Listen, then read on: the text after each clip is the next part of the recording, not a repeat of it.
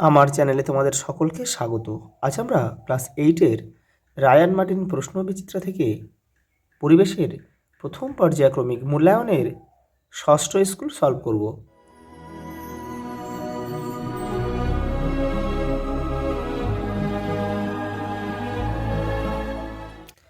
প্রথম প্রশ্ন দেখো, স্পর্শতলের ক্ষেত্রফল বৃদ্ধি পেলে ঘর্ষণ বল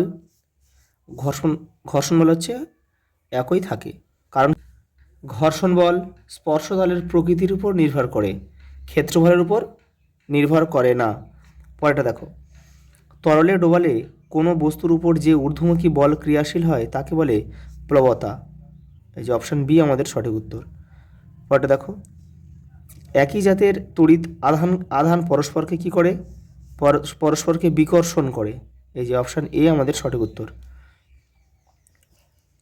ঘনত্বের এসআই একক কী বলতো? ঘনত্বের এসআই একক হচ্ছে এই যে অপশান ডি আমাদের সঠিক উত্তর হবে, কিলোগ্রাম পার ঘনমিটার। পরেরটা দেখো, ক্যালসিয়াম ক্লোরাইডের সংকেত কি? CaCl2। দেখো CaCl2। এই যে পরমাণুর নিস্তড়িত কণাটির নাম হচ্ছে নিউট্রন। একটি তরল ধাতু হচ্ছে পারদ। জীবদেহের গঠনগত কার্যগত একক হলো কোষ। অপশান এ আমাদের সঠিক উত্তর। পরেরটা দেখো, কোষের প্রোটিন তৈরির কারখানা বলা হয় রাইবোজোমকে। Option C. পরেরটা দেখো, সবচেয়ে দীর্ঘ প্রাণীকোষ হচ্ছে স্নায়ুকোষ। Option A. সবুজ বর্ণের প্লাস্টিডকে বলা হয় ক্লোরোপ্লাস্টিড। অপশান বি আমাদের সঠিক উত্তর। পরেরটা দেখো, যে কোষ অঙ্গাণু থেকে গলগি বস্তু সৃষ্টি হয় সেটি হলো এন্ডোপ্লাজমিক জালিকা। এই যে অপশান এ। পরেরটা দেখো, নিচের প্রশ্নগুলির উত্তর দাও। দেখো, চাপ সমান সমান বল বাই, কিন্তু এটা কী হবে? এই শূন্যস্থানে হবে ক্ষেত্রফল।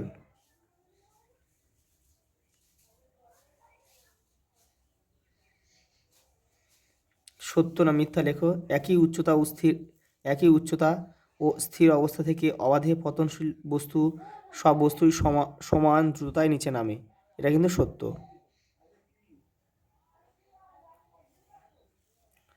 পরেরটা দেখো, Cl মাইনাস অ্যানায়নটিতে মোট ইলেকট্রন সংখ্যা কত?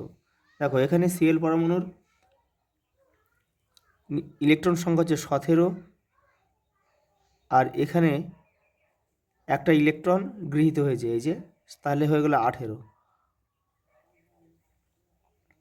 আর্সেনিকের উৎস কি যা থেকে আর্সেনিক মানবদেহে প্রবেশ করতে পারে? এটা হবে ভৌম জল।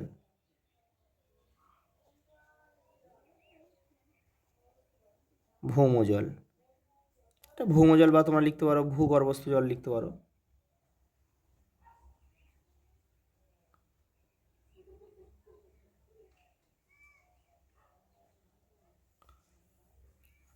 কোন বিজ্ঞানী, আচ্ছা পরের আগেটা রয়েছে, স্নায়ুস্পন্দন পরিবহনে কোন ধাতব আয়ন গুরুত্বপূর্ণ ভূমিকা পালন করে? সোডিয়াম ও পটাশিয়াম।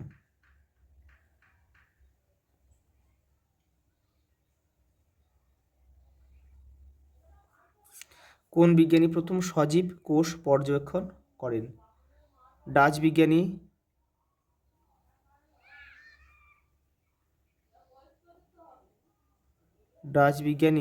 লিভেনহুক।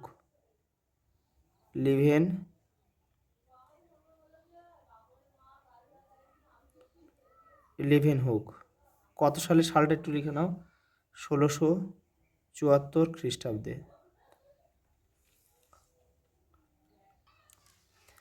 দেখো, 3 দাগের আর্কিমিডিসের সূত্রটি লেখো। দেখো, তোমাদের বইয়ের 16 নম্বর পেজে উত্তরটা রয়েছে। দেখো, এই যে এখান থেকে তোমরা লিখবে, এই যে এখান থেকে এটার পর এই যে এই পর্যন্ত মানও তত। পরের প্রশ্ন দেখো, কুলম্বের সূত্রটি লেখো ও তার গাণিতিক রূপটি লেখো। এই যে রায়ন মার্টিন দেখো 53 নম্বর পেজে রয়েছে, দুটি বিন্দু আধানের মধ্যে ক্রিয়াশীল তড়িৎ আকর্ষণ বা বিকর্ষণ বলের মান বস্তু দুটির কেন্দ্র সংযোজক রেখা বরাবর ক্রিয়া করে। এই আকর্ষণ বা বিকর্ষণ বলের মান আধানদ্বয়ের গুণফলের সমানুপাতিক এবং ওদের কেন্দ্রদ্বয়ের দূরত্বের বর্গের ব্যস্তানুপাতিক। দেখো গাণিতিক রূপটা আমি এখানে লিখে দিচ্ছি, F equal to K Q one into Q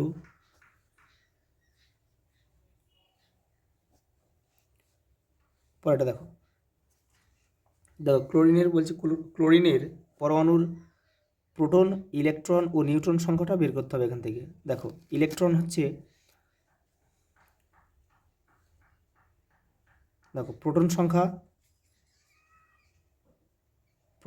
কত 17, ইলেকট্রন সংখ্যা কত, ইলেকট্রন সংখ্যাও 17,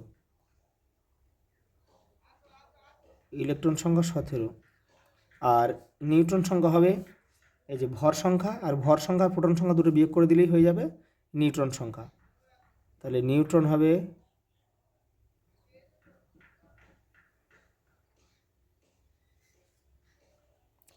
সংখ্যা হবে, আমি এখানে লিখে দিচ্ছি ভর সংখ্যা বিয়োগ প্রোটন সংখ্যা। তাহলে ভর সংখ্যা আমাদের এখানে কত, ভর সংখ্যা এখানে আমাদের 35 আর প্রোটন সংখ্যা 17, তাহলে উত্তর আমাদের হবে 18, বিয়োগ করে দিলে 18।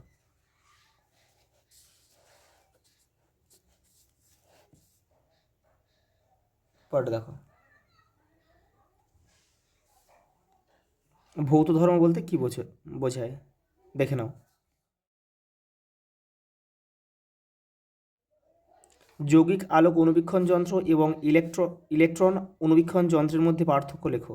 দেখো রায়ন মার্টিন 384 নম্বর পেজে রয়েছে, দেখে নাও। এই দেখো এখান থেকে দুটো কি তিনটে তোমরা করে নেবে। পরেরটা দেখো, আত্মঘাতী থলি কাকে বলে এবং কেন। লাইসোজোমকে কিন্তু আত্মঘাতী থলি বলে।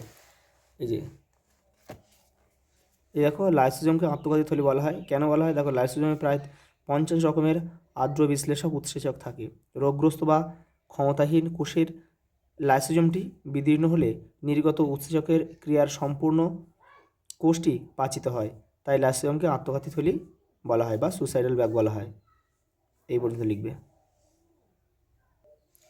পরের প্রশ্ন দেখো, লোহিত রক্তকণিকার বৈশিষ্ট্যগুলি লেখো। তোমাদের বইয়ের 166 নম্বর পেজে রয়েছে। দেখো এই দেখো, এই যে লোহিত রক্তকণিকা, দেখো গোলাকার, দুপাশ চ্যাপ্টা চাকতির মতো। এর ফলে বিভিন্ন ব্যাসের রক্তনালীর মধ্যে দিয়ে যাতায়াতে আর বেশি পরিমাণ অক্সিজেন পরিবহনে সুবিধা হয়। পরের প্রশ্ন দেখো, রড কোষ ও কোন কোষের কাজ কী। দেখো তোমাদের বইয়ের 165 নম্বর পেজে উত্তরটা রয়েছে। এই যে দেখো, চোখের রেটিনায় মৃদু আলোয় দর্শনে সাহায্যকারী দণ্ডাকার রড কোষ, তাহলে মৃদু আলো শোষণে সাহায্য করে রড কোষ, এবং উজ্জ্বল আলোয় বর্ণ দর্শনে সাহায্য করে হচ্ছে শঙ্কু আকৃতির কোন কোষ। আজ এই পর্যন্ত, দেখা হবে পরের ভিডিওতে।